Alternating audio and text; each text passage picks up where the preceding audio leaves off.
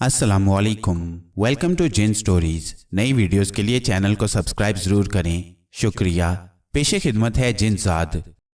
सुनीता मुझे ऐसी आदमजादियों में से लगी जो किसी को टूट कर चाहती है तो फिर उस पर अपना सब कुछ कुर्बान कर देती है। मैंने भी एक आदमजादी को टूट कर चाहा था।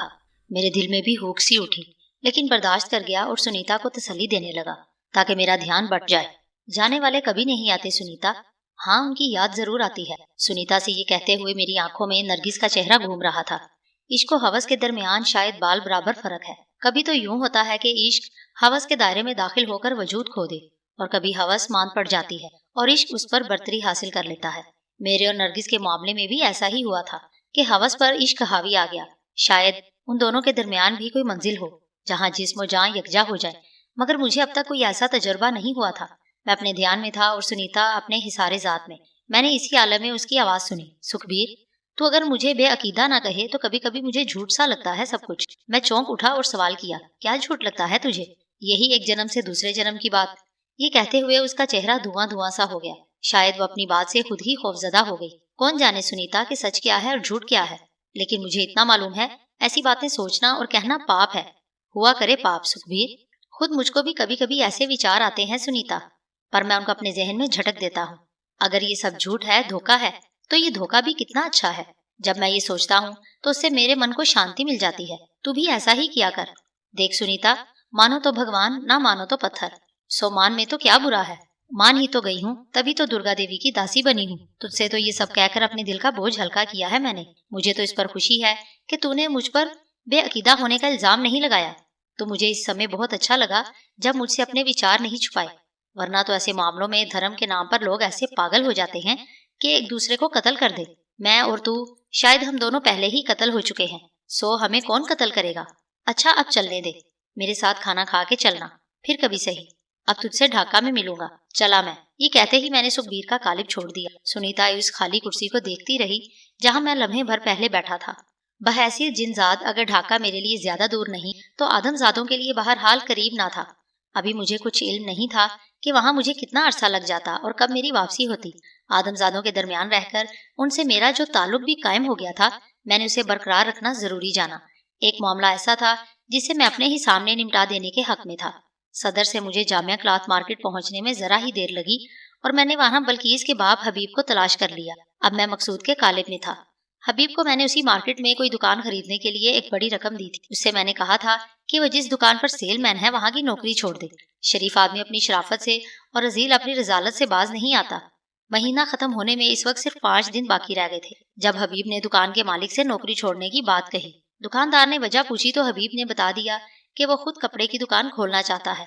उस पर दुकानदार ने हबीब का मजाक उड़ाया और कहा कि शायद बुढ़ापे में तुम सठिया गए हो। हबीब सीधे आदमी का दिल था। दुकानदार से कह दिया, मेरे एक मौसी ने मुझे कर्जे हुस्ना दिया है। दुकानदार उबैदुल्ला उस पर अंदर ही अंदर जल भुनकर रह गया और बोला, किसी दूसरे सेलमैन का बंदोबस्त हो जाए तो तुम्हारी छुट्टी कर दूंगा। वैसे भी अब महीना खत्म होने वाला है, 1 तारीख तक तुम्हारा हिसाब कर दूंगा। उसका मकसद महज हबीब को अटकाए रखना था कि वो गरीब अपने पैरों पर खड़ा ना हो सके। हबीब उसकी बात मान गया कि जहाँ इतने दिन तक नौकरी की है, चंद रोज और सही। इस अरसे में हबीब ने एक शख्स जहांगीर से दुकान खरीदने के लिए बात की। उबैदुल्ला को मालूम हुआ तो उसने जहांगीर से मिलकर उसे बदकार दिया। नतीजा ये कि बात खटाई में पड़ गई।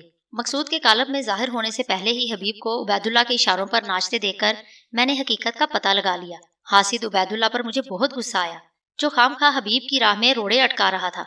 अगर हबीब उसकी तरह दुकान लेकर बैठ जाता तो उबैदुल्ला का क्या बिगड़ता।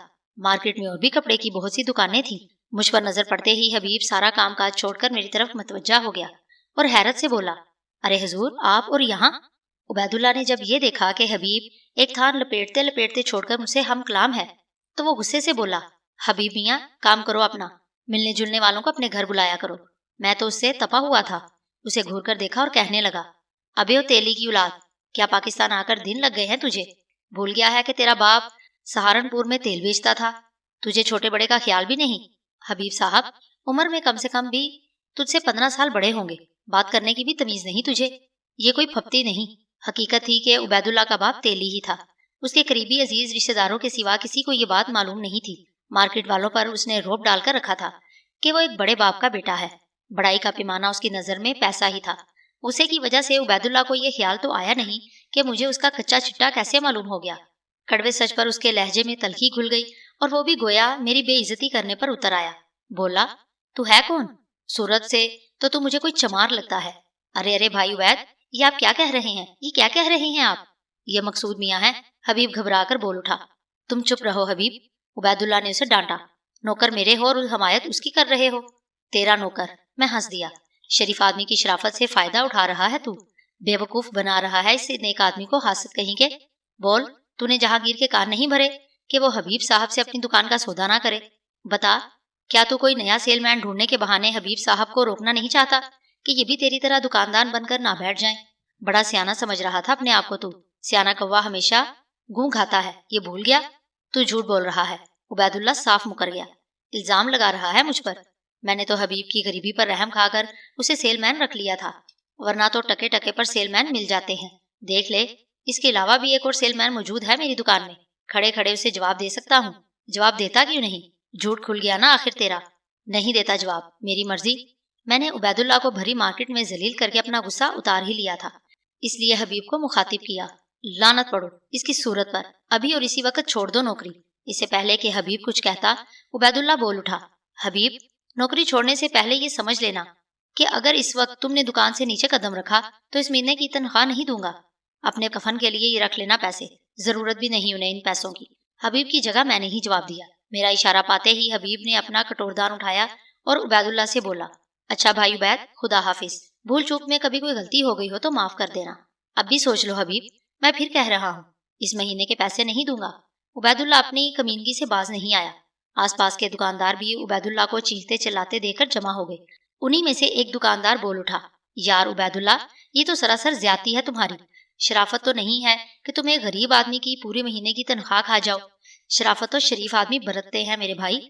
میں نے اس دکاندار سے کہا، تیلی کے اس لونڈے میں شرافت کہاں ڈھونڈ رہے ہو؟ پھر تو عبید اللہ آپے سے باہر ہو گیا، اس طرح آستینے چڑھانے لگا جیسے ابھی مجھ پر ہاتھ چھوڑ بیٹھے گا۔ لوگوں نے اسے پکڑ لیا اور میں اس آدم ذات کی حماقت پر ہنسنے لگا۔ لوگوں ہی میں سے کوئی مزہ لینے کے لیے بولا، یہ تیلی کے لونڈے والا کیا قصہ ہے؟ کوئی گھر کا بھیدی معلوم ہوتا ہے بھائی۔ ایک اور آواز ابھری۔ میں اس عرصے میں حبیب کو ساتھ لے کر وہاں سے چل دیا اور کچھ آگے نکل آنے کے بعد پوچھا، جہانگیر کی دکان کدھر ہے؟ اگلی ہی گلی میں ہے حضور، حبیب نے بتایا۔ چلو اس کے پاس، ابھی بات پکی کیے لیتے ہیں، میں نے کہا۔ لیکن حضور، اس نے تو اب دکان بیچنے سے انکار کر دیا ہے، کل ہی شام اس سے میری بات ہو چکی ہے۔ عبید اللہ نے اسے یہ جھانسا دیا تھا کہ زیادہ رقم میں اس کی دکان بکوا دے گا۔ تم چلو تو صحیح ہمارے ساتھ، اب وہ انکار نہیں کرے گا۔ میں نے اسے یقین دلایا۔ جی بہتر ہے سرکار۔ حبیب یہ کہہ کر میرے ساتھ دوسری گلی میں نکل آیا۔ جہانگیر کو دکان کا سودا کرنے اور میری بات مان لینے میں چند منٹ لگے۔ میرے لیے یہ کون سا مشکل کام تھا۔ میں نے بطور بیانہ 2000 روپے اسی وقت جہانگیر کو تھما دیے۔ حبیب کے پاس اس وقت رقم نہیں تھی۔ بات پکی ہو گئی تو وہاں سے میں نے چلتے ہوئے حبیب کو مخاطب کیا، تمہیں یاد ہوگا کہ میں نے قمر احمد سے ملوانے کا وعدہ کیا تھا؟ بالکل یاد ہے سرکار۔ حبیب کا چہرہ کھل اٹھا۔ کیا ابھی وہاں چلنا ہے؟ کیوں، تمہاری بیوی اور بڑے بیٹے کو اس موقع پر نہیں ہونا چاہیے کیا؟ میں بولا، تو کیا آپ ان کو ہمارے گھر لے آئیں گے؟ حبیب نے پوچھا۔ آپ کو تو خبر ہے سرکار کہ میرا گھر اس قابل نہیں کہ ان جیسا بڑا آدمی وہاں آ سکے۔ پھر ایک بات اور بھی ہے سرکار کہ شادی سے پہلے ہونے والے داماد کو ہم اپنے گھر نہیں بلاتے۔ تمہاری دونوں باتیں قطعی فضول ہیں۔ حبیب سے یہ کہتے ہوئے اچانک ایک نیا خیال میرے ذہن میں آیا اور میں نے اس سے پوچھا، تمہارا گھر کرائے کا ہے یا اپنا؟ کرائے کا ہے سرکار۔ کبھی اتنے پیسے ہوئے نہیں کہ گھر خریدنے کی سوچتا۔ میں نے جواب دیا، کانپور میں تو تمہارا اپنا گھر ہوگا، دکان کے بارے میں تو تم بتا ہی چکے ہو، پھر کلیم داخل کیوں نہیں کیا؟ سرکار، کوئی ثبوت ہوتا تو کلیم بھی داخل کرتا۔ بھگدڑ مچی تو یہ ہوش ہی نہیں رہا، جان ہی بچ گئی تو اللہ کا لاکھ لاکھ شکر ادا کیا۔ اب اگر تمہیں کلیم میں کوئی گھر مل جائے تو لے لو گے؟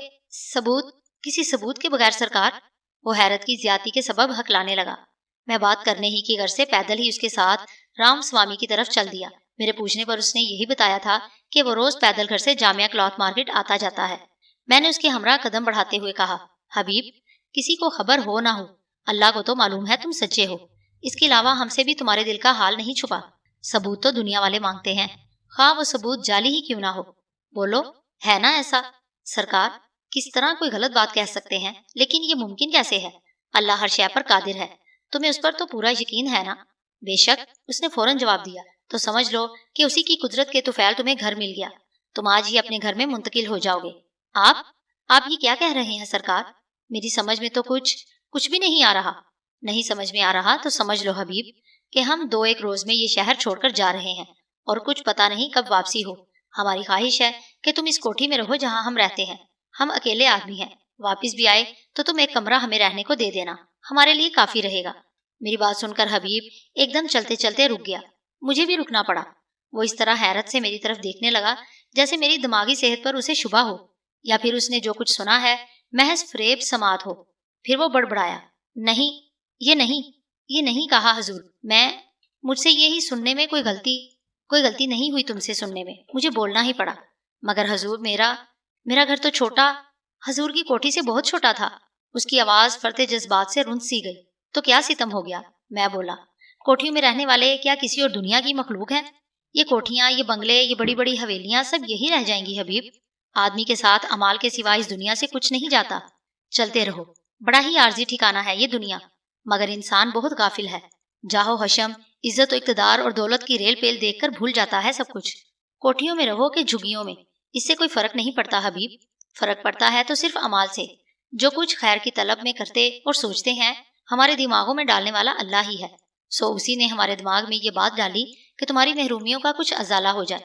ہم جانتے ہیں کہ تم ایک غیرت مند آدمی ہو، سو اسے بھی قرض حسنہ سمجھ لو۔ اس کے علاوہ ہمیں یہ بھی یقین ہے کہ تم ہماری بات کو رد نہیں کرو گے۔ پھر حبیب نے مزید کچھ نہیں کہا اور سر جھکا لیا۔ رام سوامی پہنچ کر جب اس نے یہ خبر اپنے گھر والوں کو سنائی تو وہ بھی حیران رہ گئے، لیکن ہوا وہی جو میں نے چاہا تھا۔ اس گھر میں ایسا تھا ہی کیا جسے وہ اپنے ساتھ لے جاتے۔ پھر بھی حبیب کا بڑا بیٹا صالح ضروری سامان لے کر کوٹھی پہنچ گیا۔ کاٹ کباڑ اسی گھر میں چھوڑ دیا گیا۔ بلکیس کیونکہ طلاق کے بعد عدت میں تھی، اسی لیے میرے سامنے نہیں آئی۔ ہاں، اس کی چھوٹی بہن دیوانی سی ہو کر ساری کوٹھی میں گھوم رہی تھی۔ ابا کیا ہم سچ مچ یہاں رہیں گے؟ نفیس جہاں نے اپنے باپ حبیب سے آ کر پوچھا، جو میرے ساتھ نشست گاہ میں بیٹھا تھا۔ ہاں بیٹا، اللہ کی یہ مرضی ہے اور سرکار کا بھی یہی حکم ہے۔ حبیب نے میری طرف اشارہ کیا۔ تم گھومتی ہی پھرو گی کیا؟ اندر جا کر اپنی ماں کا ہاتھ بٹاؤ، قمر احمد آنے والے ہیں۔ اپنی ماں سے کہہ کر صالح کو بازار بھیج کر ناشتے کے لیے کچھ منگوا لیں، شام ہو رہی ہے۔ سرکار نے فرمایا ہے کہ خود قمر احمد کو لے کر آئیں گے۔ جی ابا، کہہ کر نفیس وہاں سے چلی گئی۔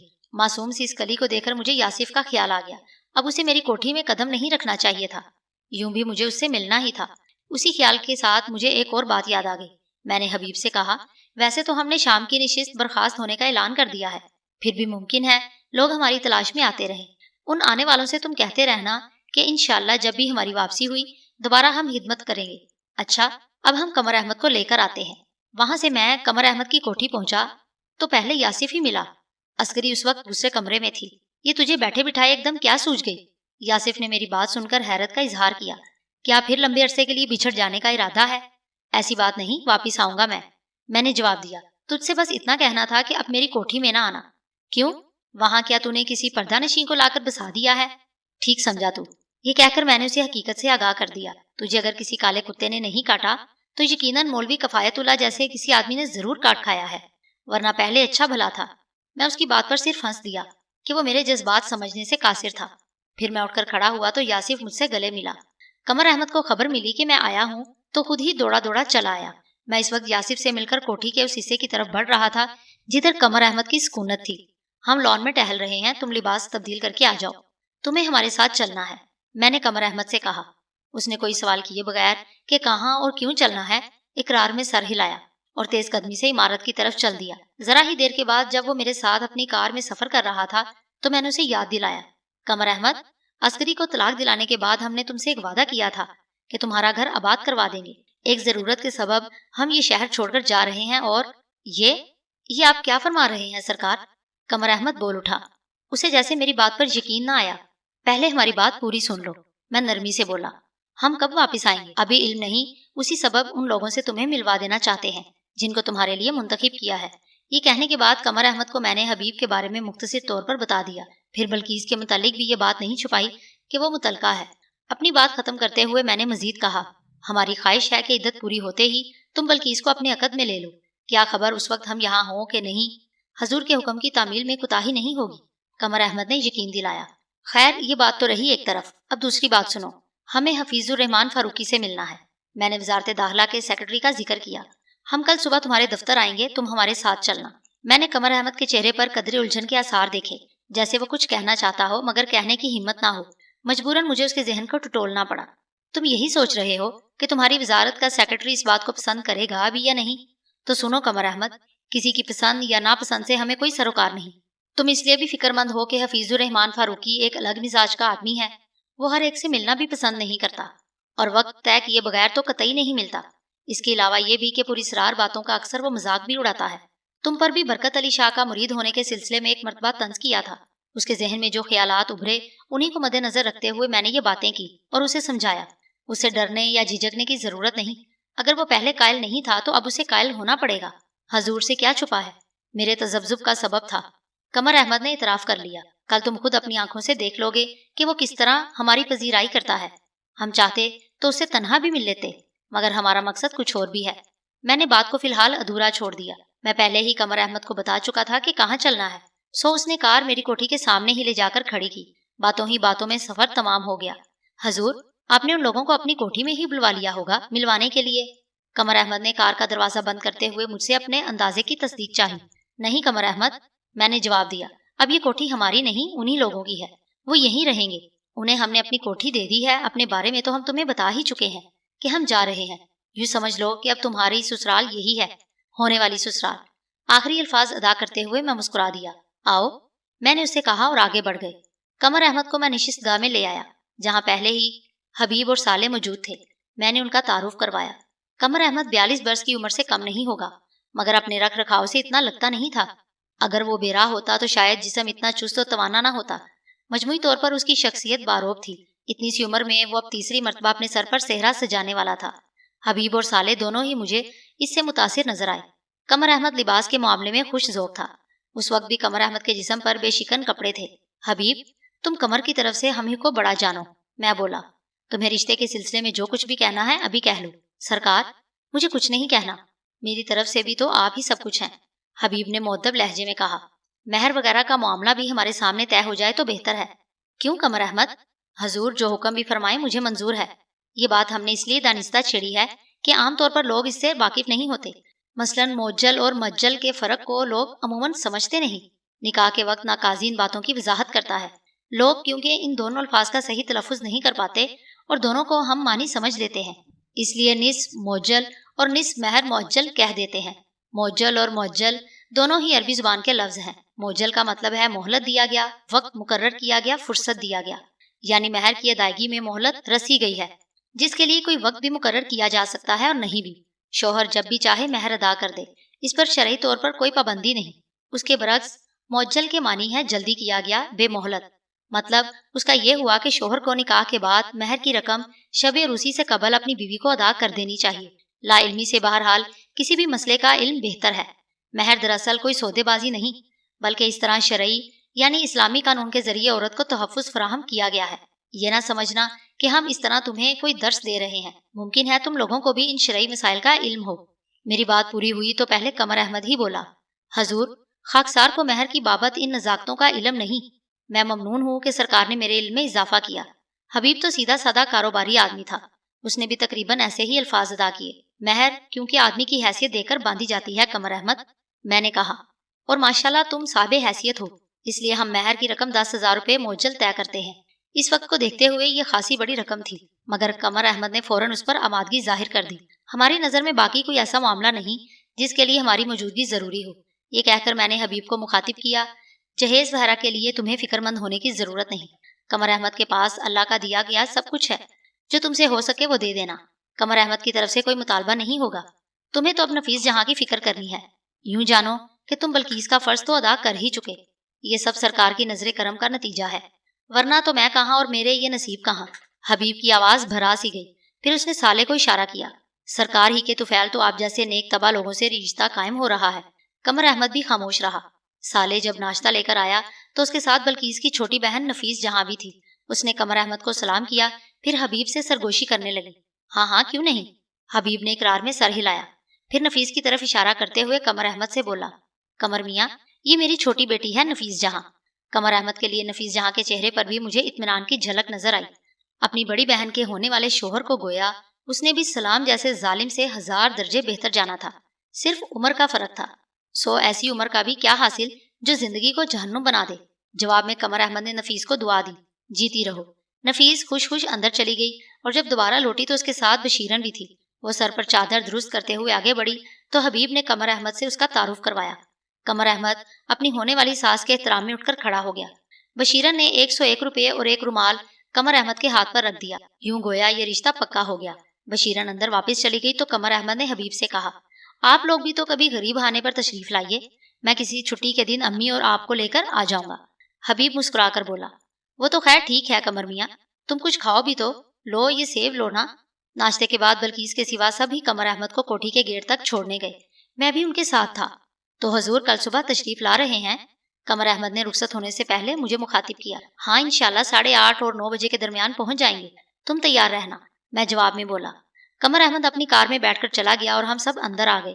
بشیرن کہنے لگی، سرکار آپ نے تو ہماری زندگی ہی بدل دی، ماشاءاللہ قمر میاں لاکھوں میں ایک ہیں، زندگی بنانے والی ایک ہی ذات برحق ہے بشیرن، ہم تو محض وسیلہ ہیں، ہمیں خوشی ہے کہ قمر احمد کو تم نے پسند کر لیا۔ میں بولا، سرکار رات کو جو کھانا چاہیں بتا دیں، سالے کو بھیج کر سودا منگوا لیتی ہوں۔ بشیرن کہنے لگی، تم نہیں تھی بشیرن تو بھی اللہ ہمیں رزق فراہم کر دیتا تھا، ہمارے لیے زحمت کی ضرورت نہیں، یوں بھی آج ہم رات کا کھانا کہیں اور کھائیں گے۔ اقرار میں سر ہلا کر بشیرن نفیس جہاں کو ساتھ لے کر چل دی تو حبیب اور سالے بھی مجھ سے قمر احمد کی تعریف کرنے لگے۔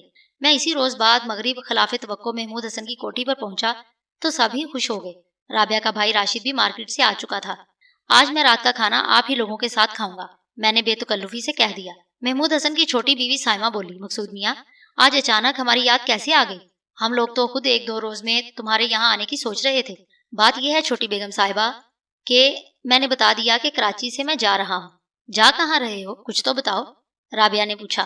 میں نے جواب دینے میں کوئی مذاکرہ نہیں سمجھا، پھر بولا، کوٹھی بھی ایک صاحب کے حوالے کر دی ہے، انہیں ضرورت تھی، یہی عرض کرنے حاضر ہوا تھا بیگم صاحبہ۔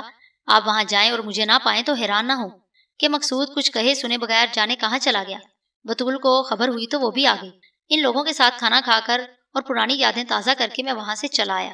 اب دوسرے دن قمر احمد اور تحسین خان سے ملنا باقی رہ گیا تھا۔ ڈی ایس پی مظفر حسین کو میں بھولا نہیں تھا، جسے سنیتا اعلی کار بنائے ہوئی تھی، میں اس کے لیے سزا تجویز کر چکا تھا۔ ہر چند کے سنیتا اب اس شہر سے جا رہی تھی اور یہ امکان بھی نہیں تھا کہ وہ مظفر حسین کو اپنے مقاصد کی تکمیل کے لیے استعمال کر پاتی۔ پھر بھی ایسے لوگ میرے نزدیک سزا کے مستحق تھے۔ قانون نافذ کرنے والے اداروں سے مظفر حسین جیسے لوگوں کی وابستگی خطرناک تھی۔ عمر دین لاشاری ایک مفرور ڈاکو تھا، مگر اندر اور باہر ایک سا۔ وردی کے بغیر اور وردی پہن کر ڈاکے ڈالنے میں فرق تو ہے، ڈاکو دونوں ہی تھے، لیکن میری نظر میں مظفر حسین بڑا ڈاکو تھا۔ قانون کو عمر دین لاشاری سے بڑا خطرہ مظفر حسین سے تھا۔ دوسرے دن مقررہ وقت پر میں قمر احمد سے ملا تو مجھے ثاقب اور جمیل کا خیال آ گیا۔ اب کھیل کی نوعیت ہی بدل گئی تھی، یہ مورے کام کے نہیں رہے تھے، ان کی نگرانی بے سود ثابت ہوئی۔ نہ سیٹھ عبدالرزاق کراچی میں تھا کہ ثاقب اس سے ملتا اور مخبری کرتا، نہ مجرموں کو اب یہ ضرورت رہی تھی۔ ایسی کالی بھیڑوں کے خلاف محکمہ جاتی کارروائی میں خاصی تاخیر ہوتی ہے، سو میں نے دوسرا راستہ اختیار کیا تاکہ قمر احمد کو کوئی دشواری نہ ہو۔ میرے ایما پر قمر احمد نے باری باری ان دونوں کو اپنے کمرے میں بلایا۔ انہوں نے میرے زیر اثر قمر احمد کو تحریری طور پر لکھ کر دے دیا کہ وہ جرائم پیشہ افراد سے رشوت وصول کرتے رہے ہیں، اس کے ساتھ یہ بھی کہ مجرموں کے خلاف اٹھائے جانے والے اقدامات سے قبل از وقت آگاہ کرتے رہنے کا جرم بھی ان سے سرزد ہوا ہے۔ اس تمام کارروائی میں بمشکل آدھا گھنٹہ لگا۔ قمر احمد نے اس پر اظہار مسرت کیا اور بولا، سرکار تو ہر مسئلے کو چٹکی بجاتے حل کر دیتے ہیں۔ پھر اس نے وہی سوال کیا جس کی مجھے توقع تھی، وزارت داخلہ کے سیکرٹری حفیظ الرحمان فاروقی سے ملاقات کے وقت تمہاری موجودگی آئندہ کے لیے سود مند ثابت ہوگی۔ میں نے جواب دیا، در حقیقت تم جیسے فرض شناس اور ایماندار افسران خال خال ہیں۔ سیکرٹری لیول کے لوگ اقتدار کے نشے میں یہ بات بھول جاتے ہیں کہ تم جیسے لوگوں پر سختی کر کے وہ ملک اور قوم کو نقصان پہنچا رہے ہیں۔ اس کا نتیجہ یہ ہوتا ہے کہ کرپٹ افراد کے لیے راہ ہموار ہو جاتی ہے۔ تمہاری یا تحسین خان کی جگہ وہ کرسیوں پر آ بیٹھتے ہیں، ان کا ہر قدم ذاتی مفاد کے لیے اٹھتا ہے، اوپر والوں کو وہ سب ٹھیک ہے کا سگنل دے کر مطمئن کر دیتے ہیں۔ اس کے باوجود بعض پرس کبھی اگر ہوئی بھی تو کرسی بچانے کی خاطر رشوت سفارش کام آ جاتی ہے۔ یہ باتیں تلخ صحیح مگر حقیقت پر مبنی ہیں۔ موجودہ کیس میں تم پر جو غیر ضروری سختی اور جواب طلبی کی گئی اس کے تنہا ذمہ دار تم ہی نہیں تھے۔ کیا محکمہ خوراک کے افسران سے بھی سلسلے میں پوچھ گچھ ہوئی؟ جی نہیں حضور، میرے علم و اطلاع کے مطابق ایسا نہیں ہوا، اس طرف دھیان ہی نہیں دیا گیا، قمر احمد نے بتایا۔ حالانکہ سب سے پہلے اس طرف توجہ دینے کی ضرورت تھی، میں زور دے کر بولا۔ بہرحال اب تو یہ کہیں تقریباً ختم ہو چکا ہے، غیر ملکی ایجنٹ مارے گئے، انہیں تحفظ دینے والا زیر حراست ہے، اشیاء صرف کا بہت بڑا ذخیرہ حکومت کی تحویل میں آ گیا ہے، اب سمگلنگ کے لیے یہ راستہ بھی استعمال نہیں ہو سکے گا۔ ہمیں یقین ہے کہ باوجود جن اشیاء کی قلت ہو گئی تھی اب نہیں ہوگی، پھر بھی ذخیرہ اندوزوں کی طرف سے خاص طور پر چوکنا رہنے کی ضرورت ہے۔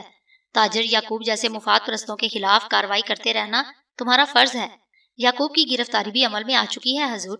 میں یہ بات سرکار کے علم میں نہیں لا سکا۔ کل دوپہر کے بعد اسے اس وقت حراست میں لیا گیا جب وہ جوڑیا بازار پہنچا۔ گزشتہ روز شام کو یہ بات میرے ذہن سے نکل گئی، ورنہ سرکار کو ضرور آگاہ کرتا۔ قمر احمد نے گویا اپنی صفائی پیش کی اور اس ضمن میں آئندہ کے لیے مستعد رہنے کا یقین بھی دلایا۔ اچھا اب اٹھو، تمہاری وزارت کے سیکرٹری سے بھی مل ہی لیتے ہیں، میں نے کہا۔ اگر حضور کا حکم ہو تو معلوم کر لوں کہ سیکرٹری صاحب اپنے دفتر میں موجود ہیں بھی یا نہیں؟ قمر احمد نے مجھ سے دریافت کیا۔ کر لو معلوم، میں نے قمر احمد کو اجازت دے دی۔ فون پر اس نے سیکرٹری کے پی اے سے بات کی، پھر ریسیور رکھ کر مجھ سے بولا، سیکرٹری صاحب تو اپنے دفتر میں موجود ہیں، مگر انہوں نے کسی سے بھی ملاقات کو منع کر رکھا ہے۔ ان کے پی اے نے وجہ یہ بتائی ہے کہ اس وقت وہ ڈائریکٹر انٹیلیجنس شوکت حسین عباسی صاحب سے کسی اہم معاملے پر میٹنگ کر رہے ہیں۔ اب فرمائیے حضور کیا کیا جائے؟ وہی جو ہم نے پہلے کہا تھا، یعنی کہ چلو۔ میں اٹھ کھڑا ہوا۔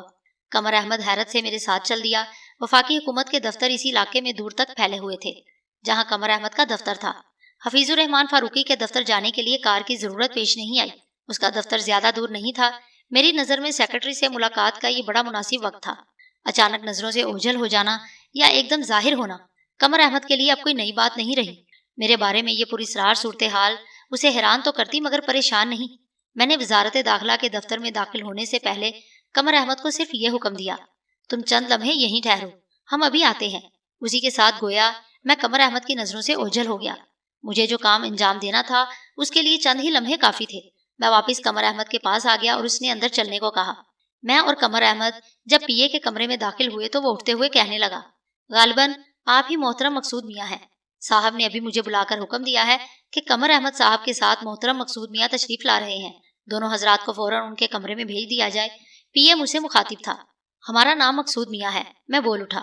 تو پھر تشریف لائیے محترم، اور آپ بھی قمر احمد صاحب، پی اے نے کہا۔ پھر خود سیکرٹری کے کمرے تک ہماری رہنمائی کی۔ پی اے کو ہمارے ساتھ آتے دیکھ کر چپڑاسی اشارہ پاتے ہی ایک طرف ہو گیا۔ پی اے نے خود آگے بڑھ کر ہمارے لیے دروازہ کھولا۔ قمر احمد صاحب کے ساتھ محترم مقصود میاں تشریف لے آئے ہیں سر، پی اے بولا اور ہمیں اندر جانے کے لیے راستہ دیا۔ بڑی سی میز پر چھوٹا سا سبز ہلالی پرچم ایک طرف رکھا تھا۔ میں اندر داخل ہوا تو اونچی کرسی پر بیٹھا ہوا ادھیڑ عمر شخص اٹھا۔ یہی وزارت داخلہ کا سیکرٹری حفیظ الرحمان فاروقی تھا۔ جس شخص کی پشت دروازے کی طرف تھی اس نے بھی سیکرٹری کی تقلید میں ایسا ہی کیا۔ ڈائریکٹر انٹیلیجنس شوکت حسین عباسی کو بھی میں نے پہچان لیا۔ چہرے سے وہ مجھے سخت گیر معلوم ہوا۔ حفیظ الرحمان فاروقی نے بڑی گرم جوشی کے ساتھ مجھ سے مصافحہ کیا اور شوکت حسین عباسی سے بھی تعارف کروایا۔ کہنے لگا، شوکت صاحب یہ ہماری خوش قسمتی ہے کہ محترم مقصود میاں خود ہمارے دفتر میں تشریف لائے۔ بلا شبہ میں نے بھی حضرت کا نام سنا ہے، آج شرف ملاقات بھی حاصل ہو گیا۔ شوکت حسین عباسی کے لہجے سے بھی عقیدت کا اظہار ہو گیا۔ پھر جب میں کرسی پر بیٹھ گیا تو وہ دونوں بیٹھے۔ قمر احمد نے میری برابر والی کرسی سنبھال لی۔ بڑے ہی اچھے وقت پر آئے ہیں سرکار، حفیظ الرحمان فاروقی مجھ سے مخاطب ہوا۔ وہ اور شوکت دونوں ہی اس وقت میرے اثر میں تھے۔ فاروقی اپنی بات جاری رکھتے ہوئے کہنے لگا، اگر حضور کی اجازت ہو تو گفتگو جاری رکھی جائے۔ ہاں ہاں کیوں نہیں، ہم اسی لیے تو آئے ہیں، میں نے کہہ دیا۔ مشرقی پاکستان سے بھی کچھ اسی طرح کی رپورٹس ملی ہیں جن سے ہم یہاں نبرد آزما ہو چکے ہیں، حفیظ الرحمان فاروقی نے بتایا۔ محترم وزیر داخلہ نے حکم دیا ہے کہ اس سلسلے میں انٹیلیجنس کے محکمے کو بھی فعال رکھا جائے۔ شوکت صاحب کے ڈپٹی ڈائریکٹر بدر الدین وہاں ڈپورٹ ہیں، ان کا تعلق مشرقی پاکستان سے ہی ہے۔ شوکت صاحب سے یہ رپورٹس ملے ہوئے کتنا عرصہ ہو گیا؟ میں نے حفیظ الرحمان فاروقی کی بات کاٹ کر پوچھا۔ تقریباً 1 ماہ سے زیادہ عرصہ ہو چکا ہے سرکار، سیکرٹری نے مؤدب لہجے میں جواب دیا۔ وہاں سے بھی اشیاء صرف غائب ہو رہی ہیں، اب نہیں ہوں گی، میں پرسکون آواز میں بولا۔ یہ پرانی بات ہو گئی، اب اس پر کوئی ایکشن لینے کی ضرورت نہیں رہی۔ فاروقی اور عباسی دونوں ہی نے اس پر شدید حیرت کا اظہار کیا۔ پھر فاروقی بولا، سرکار کہتے ہیں تو پھر یہ بات ٹھیک ہی ہوگی۔ یہ کہہ کر اس نے مشورہ طلب نظروں سے عباسی کی طرف دیکھا۔ ڈائریکٹر انٹیلیجنس شوکت حسین عباسی نے بھی وزارت داخلہ کے سیکرٹری کی بات سے اتفاق کیا۔ ہم خود جا رہے ہیں وہاں، میں نے کہا، جو ہوگا دیکھ لیں گے۔ ایک درخواست کرنی تھی سرکار سے، حفیظ الرحمان فاروقی میرے زیر اثر کہنے لگا۔ پھر اس نے جو کہا میری مرضی کے مطابق ہی تھا۔ مرکزی حکومت کی طرف سے مجھے خصوصی اختیارات حاصل ہو گئے۔ ان اختیارات کی روح سے وزارت داخلہ کا ہر محکمہ میرے ساتھ تعاون کرنے پر مجبور تھا۔ سیکرٹری داخلہ کے علاوہ ٹائپ کیے ہوئے اس اختیار نامے پر ضمناً اس محکمے کے 2 اعلیٰ افسران نے بھی دستخط کر دیے۔ ان میں سے ایک ڈائریکٹر انٹیلیجنس اور دوسرا ڈائریکٹر اینٹی کرپشن تھا، یعنی شوکت حسین عباسی اور قمر احمد۔ میں نے اسی عرصے میں قمر احمد کے لیے بھی راہ ہموار کر دی، پہلے فاروقی اور پھر عباسی، دونوں ہی کو میں نے اپنے اثر سے آزاد کر دیا، لیکن اب اس سے کوئی فرق نہ پڑتا۔ ان دونوں کے دل و دماغ میں میرے لیے انتہائی احترام اور عقیدت پیدا ہو چکی تھی۔ اس کے بعد سیکرٹری داخلہ نے مجھے مدارات کے بغیر اٹھنے نہ دیا۔ قمر احمد میرے ساتھ وزارت داخلہ کے دفتر سے باہر نکلا تو بے حد خوش تھا۔ اسے رخصت کر کے میں نے وہاں سے پولیس ہیڈ آفس کا رخ کیا۔